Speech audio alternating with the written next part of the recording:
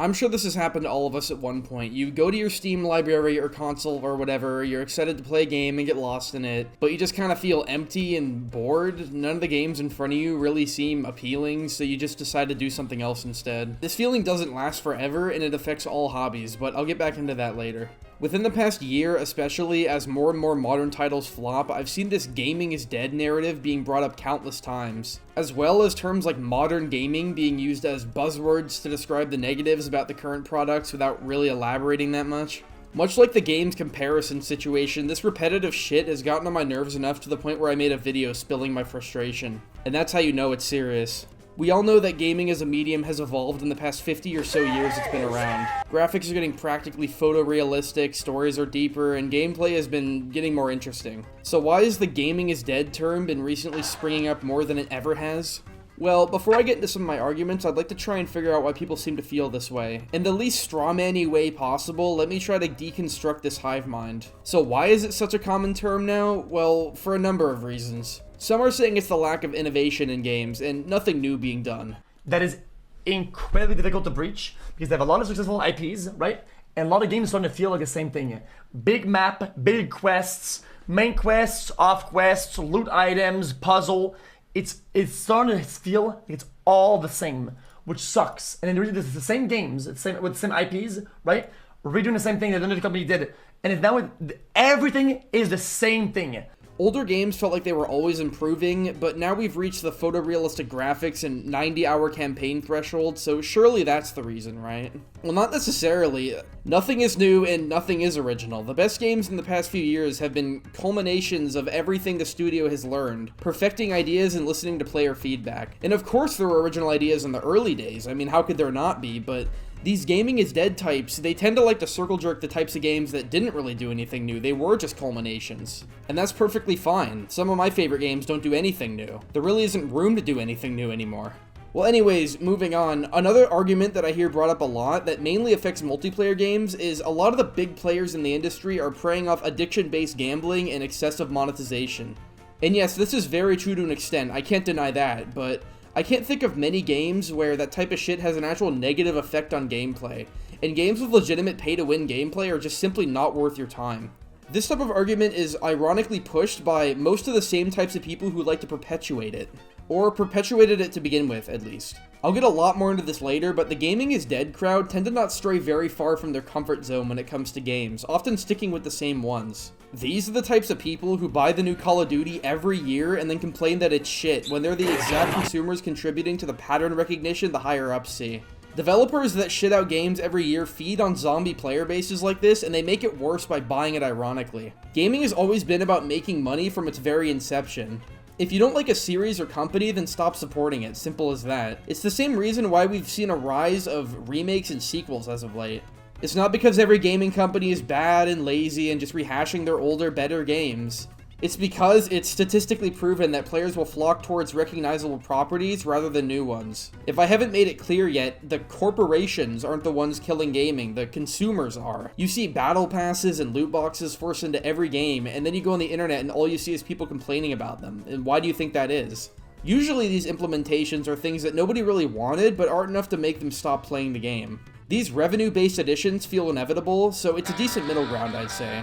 But in the one-sided echo chamber of the internet, you only see one half, not the big bad developer side, whose job it is to actually make the games you put so much of your time into. Obstacles like strict deadlines, unclear communication, useless meetings, awful bosses, and other issues like that don't exist in the games industry. The problem is that they're just shitty developers and they don't want to make a good game, right? But it doesn't matter to you, you don't even know what those real-life job annoyances are.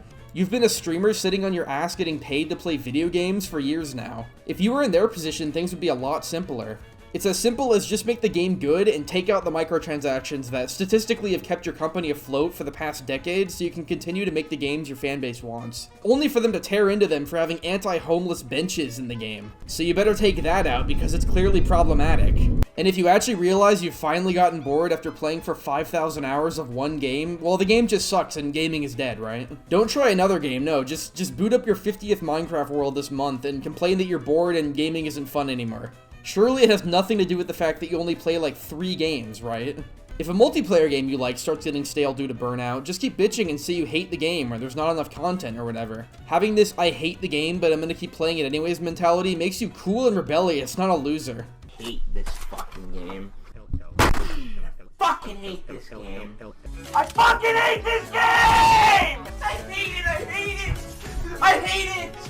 Never leave your comfort zone, just stick to what's currently making you and everyone around you miserable. Just keep booting it up day after day, knowing you won't have a good time. Surely that's the right thing to do, right? Not try another game or another hobby entirely. It may seem like I'm strawmanning here, and I am to an extent, but this is a legitimate sentiment I've seen so many people have.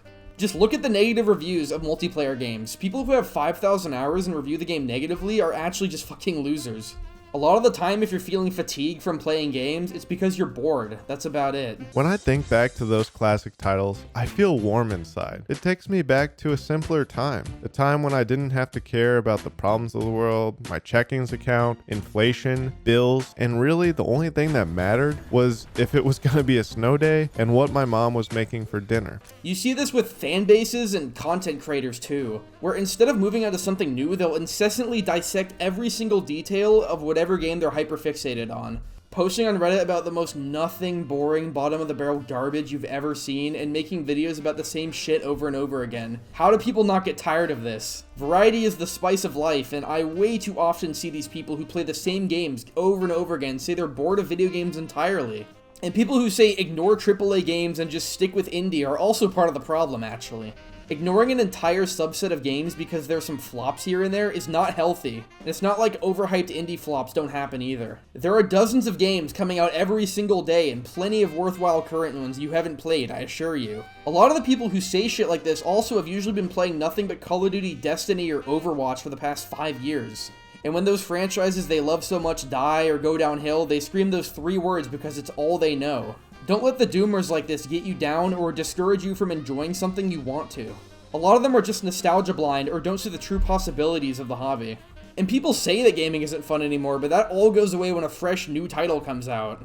And we need to take more time to appreciate these new titles, which take so much more time than they used to because of how complicated the process has gotten. You wonder why games tend to be buggier nowadays on launch with more issues? It's not what r/gaming or your favorite streamer told you. It's the fact that games have gotten so complicated as of late that an uptick in less stable games on launch makes sense. So you might be wondering, why do these big bad game companies release their games in an unfinished state instead of polishing them? And the answer, at least in my opinion, is pretty disappointing. Video games are like the only product I can think of that haven't increased their price in like the 50 or so years they've been around. It's always been around that $60 mark for AAA games. Only recently have we seen a sort of marketing push for the norm to be $70. And most of the games recently that pushed for this were not worth half of that. Studios can't simply release as many games as they were able to before because as the technology has gotten better, the expectations have too. Games have gotten a lot bigger over the decades with their price staying the same, but at the same time the good ones are far beyond anything we've seen in the past. So sure, we won't be seeing 10 major releases in a decade from a single company like we did in the past, but that doesn't mean gaming is dead. It's because games take so much longer to make now. To put it simply, it's quality over quantity. If games are released too early, we bitch about how they should have been delayed and how they're unfinished. But if game companies take the time to polish a masterpiece, they still get shit on for taking too long, at least compared to the 2000s where the software was so much more simplistic.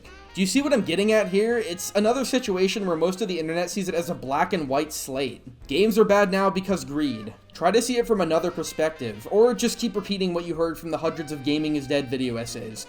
Don't think for yourself actually, just keep worshipping those content creators. Just go ahead.